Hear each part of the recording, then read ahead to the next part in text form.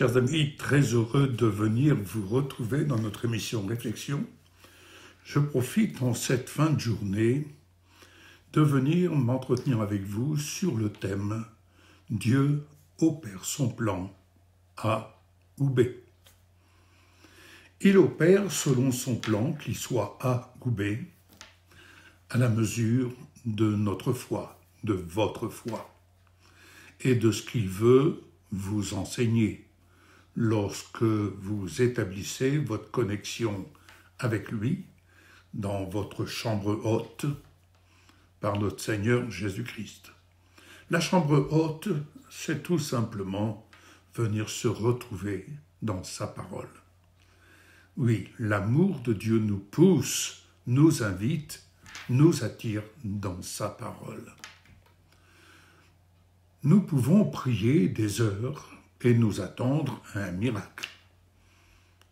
Comme je le disais récemment, prier sans cesse, c'est développer le potentiel de la vie miracle en Jésus qui est en nous. C'est très bien.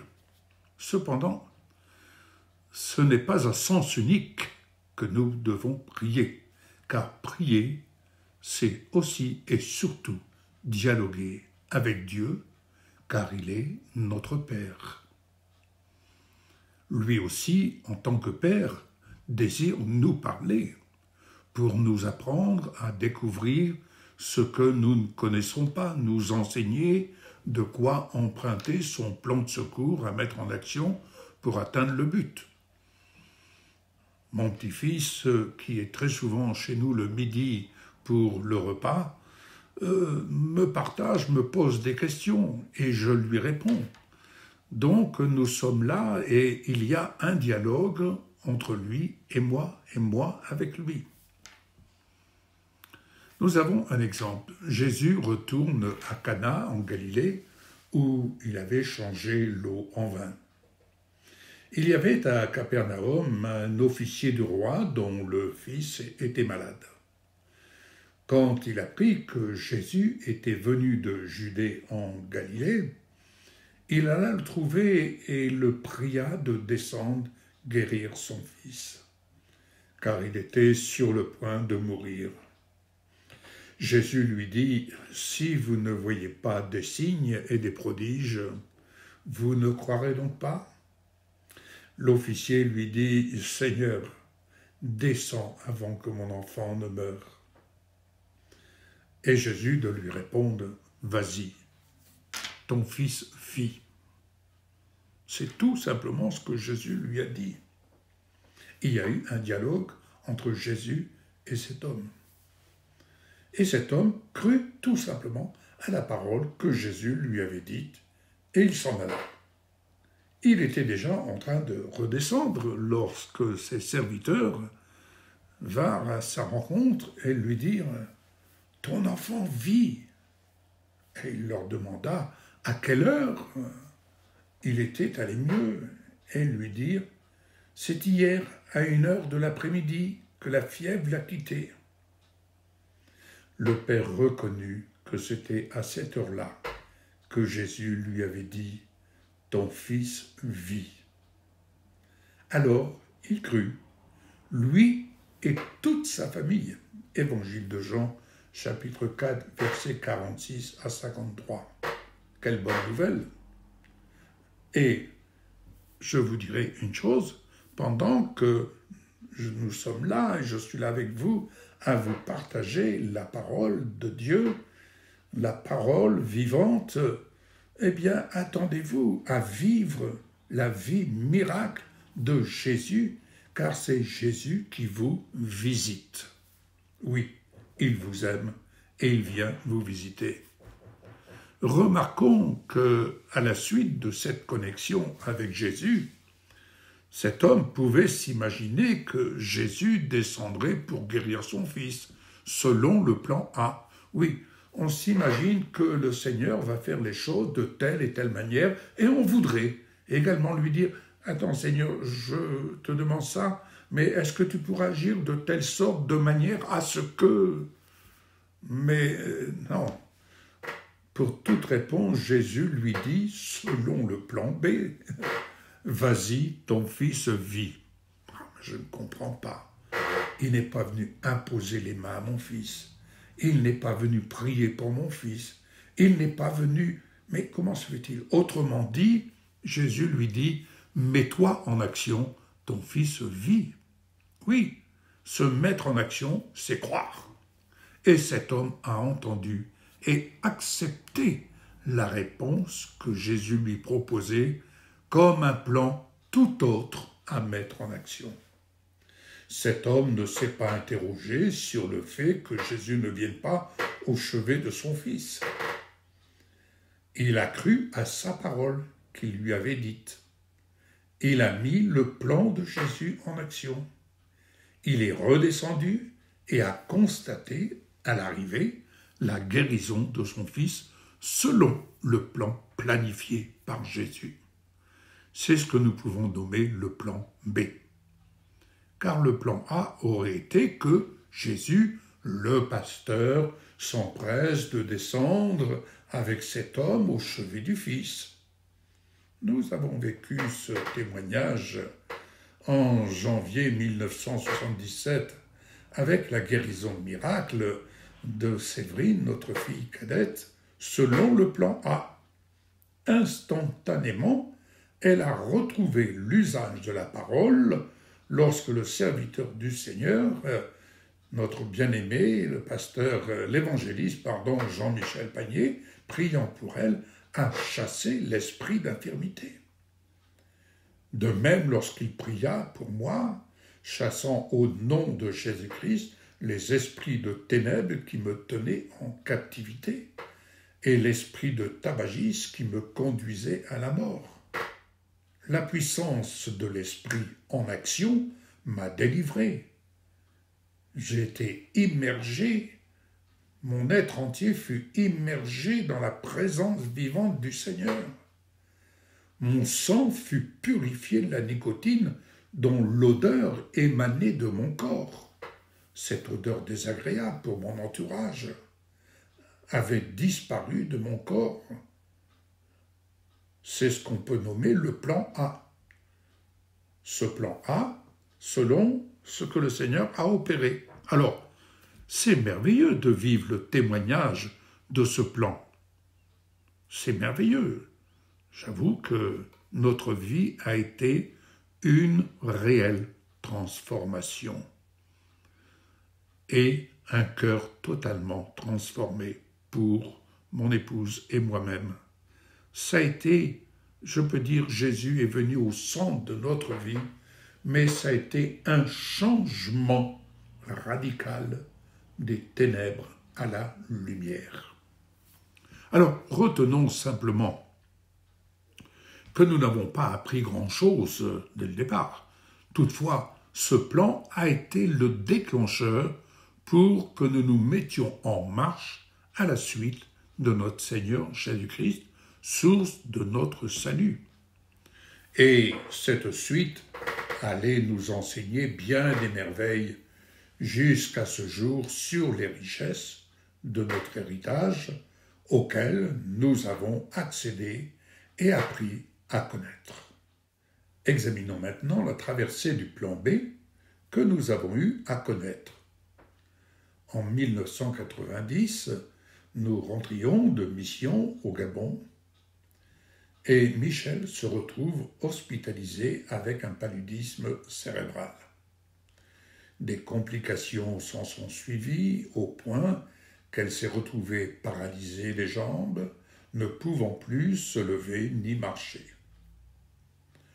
Au bout de 2 mois d'hospitalisation, les nombreuses prières incessantes exprimées par un grand nombre de frères et sœurs dans la foi se sont élevées en sa faveur. Durant cette traversée, notre dépendance des promesses de Dieu s'est accentuée, en particulier dans le domaine des finances, tant pour l'œuvre Vie comblée que pour notre foyer. Oui, je parle de l'œuvre Vie comblée, car nous étions déjà dans le service du ministère. Nous étions sans couverture sociale. Ce fut un temps difficile à gérer, je reconnais. Et de mon côté, j'étais chaque soir à visionner et à écouter des chants de louanges. C'était là un bon plan divin à maintenir pour tenir debout durant cette période de 2 mois et plus. À noter que dans ce même temps, c'est notre fils qui était également hospitalisé pour le paludisme. Notre fille aînée, Sandrine, était restée à Libreville. Alors j'étais seul avec Séverine, notre cadette. L'administration hospitalière me rendait compte régulièrement du montant progressif de la facturation chiffrée et engagée. Ma réponse était assurée et sans équivoque. Mais folie pour elle. Ne vous inquiétez pas, vous serez réglé. Tandis que je me démenais auprès des organismes sociaux pour obtenir l'ouverture d'une couverture sociale, Dieu nous fit grâce, et il me fit grâce personnellement, de rencontrer la bonne personne qui fut éprise d'une empathie pour nous.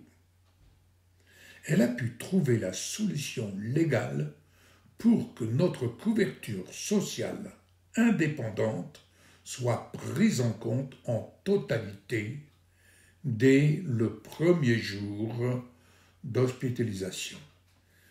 Ce plan B s'est déroulé dans la foi, pas après pas, dont les actes de foi étaient liés à la sagesse de Dieu. D'où la grâce dans ce type de plan que Dieu utilise selon notre besoin de se laisser enseigner pour découvrir son moyen de sortir de l'épreuve. Car en toute épreuve, Dieu nous donne le moyen d'en sortir, soit le plan A ou soit le plan B. C'est ainsi qu'en venant visiter Michel, je la trouve un jour assise sur le bord de son lit. Surpris de sa position, je lui pose cette question. « Mais qu'est-ce que tu attends, chérie ?» Elle me rétorque. « J'attends l'ordre. » « Mais quel ordre ?» lui ai-je demandé. Elle attendait l'ordre d'en haut, où, dans son esprit, elle était disposée à passer à l'action. Et soudain, lui tenant les mains, elle me dit « C'est maintenant ». D'un bond, elle s'est tenue debout, ses jambes toutes tremblantes, et s'est remise à marcher en faisant quelques pas dans sa chambre. Jour après jour, pas après pas, elle est allée de plus en plus loin, à la surprise d'ailleurs du corps médical. Plus tard, entretenant avec persévérance cette connexion à la grâce de Dieu, c'était un vendredi en fin de journée. Le professeur, passant visiter ses patients, Michel de lui dire avec assurance « Docteur, demain je sors de cet hôpital ». Et le professeur, d'un air moqueur, lui répond en se tournant vers son assistante « Elle est folle, cette femme ». Le lendemain, Dieu continue d'opérer son plan B. Et Michel, inspiré par ce plan, se met en action. Le samedi matin, à la première heure du jour, elle reçoit en son cœur l'ordre divin « C'est ce matin que tu sors ». Or, il n'y a pas de sortie administrative durant le week-end dans cet hôpital. Qu'à cela ne tienne, aussitôt elle s'empressa de faire sa toilette et de s'habiller, prête à sortir, au regard ébahi d'une autre patiente qui occupait la même chambre. Et elle se recoucha dans ses couvertures comme pour ne pas révéler sa démarche. Et quelques instants plus tard, de l'agitation se manifeste dans le couloir et une infirmière s'empresse d'entrer dans la chambre de Michel en lui donnant cet ordre « Vite, vite, vite, Madame Gravé, préparez-vous, vous sortez maintenant. Nous avons un besoin urgent de votre lit pour une patiente. » Il était 8 heures du matin. Lorsque Michel me demanda de venir en urgence la rechercher, nous habitions à 50 mètres de l'hôpital. Et c'est pour vous dire que lorsque Dieu notre Père opère dans notre vie, il opère en connexion avec nous. Se connecter, c'est entendre de lui, même un seul mot. Il nous donne le moyen, le plan pour en sortir pas après pas, un jour après l'autre, ce qui implique de notre part de poser des actes en conséquence pour aller vers la sortie de l'épreuve. C'est au moyen de la foi, c'est-à-dire sans interférence, avec une entière confiance pleinement établie en lui, sur la base de ses promesses par Jésus-Christ, que l'on décide de se positionner dans l'action. C'est ainsi que Michel s'est positionné afin de vivre par la foi en partenariat avec Dieu le miracle qu'il a opéré selon son plan. La foi qui vient de la parole de Dieu, lorsqu'elle est présente dans la vie d'une personne, elle se voit, elle se ressent. Ce n'est pas du vent. Cette foi est porteuse de la vie d'en haut. Il n'est nul besoin de vouloir convaincre que l'on croit. La foi qui vient de Dieu, même d'un simple mot de sa parole, se rend visible dans notre comportement et par nos actes. Par exemple, Jésus monta dans une barque. Il traversa le lac et se rendit dans sa ville. Des personnes lui amenèrent un paralysé couché sur une civière. Mais qu'est-ce qu'il nous est dit? Voyant leur foi, c'est-à-dire leur comportement. Jésus dit au paralysé, « Prends courage, mon enfant, tes péchés te sont pardonnés. » Alors quelques spécialistes de la loi se dirent en eux-mêmes, « Cet homme blasphème. » Mais Jésus connaissait leurs pensées. Et il dit, « Pourquoi avez-vous de mauvaises pensées en vous-même » En effet, qu'est-ce qui est le plus facile à dire? Tes péchés te sont pardonnés? Ou lève-toi et marche?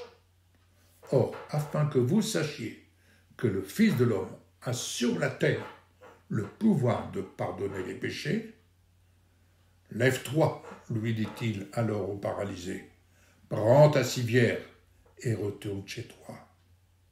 L'homme se leva et rentra chez lui. Quand la foule vit cela, elle fut émerveillée et célébra la gloire de Dieu, qui a donné un tel pouvoir aux hommes. Évangile de Matthieu, chapitre 9, versets 1 à 8. Jésus a vu la foi de ces personnes amenant ce paralysé à ses pieds. Et il aime quand il voit votre foi en action.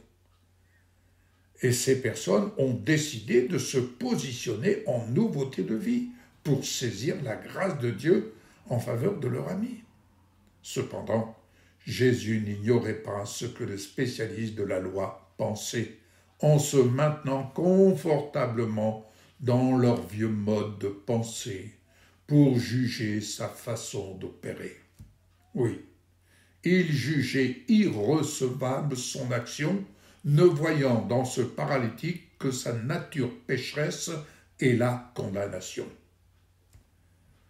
Décider de se positionner en Jésus-Christ, c'est décider de quitter notre vieux mode de pensée dans lequel on est installé pour se positionner dans le nouveau mode de pensée selon la grâce de Dieu et d'apprendre son savoir-vivre en soumettant notre esprit à sa volonté. Bien-aimés, désormais, chacun doit fixer son regard sur Jésus, le chef et le consommateur de notre foi. Alors que ses amis se sont mis en action pour leur ami, Jésus donne un ordre nouveau au paralytique. « Lève-toi, prends ta civière, retourne chez toi. » À cet ordre nouveau, il appartenait à ce paralytique, pour bénéficier de cette connexion avec Jésus, de poser 3 actes à mettre en action sur ce plan de sortie. 1. Se lever. 2. Prendre sa civière. 3. Rentrer chez lui. La solution que Dieu nous donne pour sortir de l'épreuve a ces caractéristiques divines qui ne sont ni dans nos pensées, ni dans notre imagination. Ce qui vient d'en haut n'est pas de ce monde. Ainsi se révèle le plan d'action pour vivre le miracle qui découle du ciel. Jésus démontre par l'ordre nouveau que Dieu notre Père a établi par amour pour notre salut le plan d'action, qu'il soit A ou B, en vue de nous libérer. Dans l'épreuve que j'ai eue à traverser récemment, je me suis tenu dans le plan A, m'attendant à une action divine conformément aux promesses de Dieu, jusqu'au moment où j'ai dû subir une intervention chirurgicale. C'est dans la sérénité que j'ai vécu cette intervention. Ce n'était pas le plan A, non. Mais toutefois, je n'étais pas prêt à vivre ce qui allait suivre avec la torture corporelle qui s'est déclenchée avec une chirurgie aiguë, dans l'incapacité de me déplacer. Ce n'est que pas après pas que je me suis dépassé.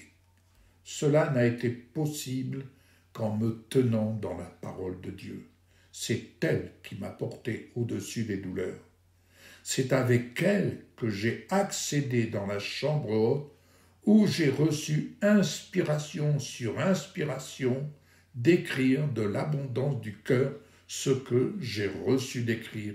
Si le plan A auquel je me suis attendu légitimement n'a pas fonctionné, en revanche, en décidant de rester positionné dans la foi, j'ai commencé pas après pas de mettre en action le plan B pour emprunter avec assurance et détermination le chemin que Dieu avait tracé pour me faire sortir de cette épreuve.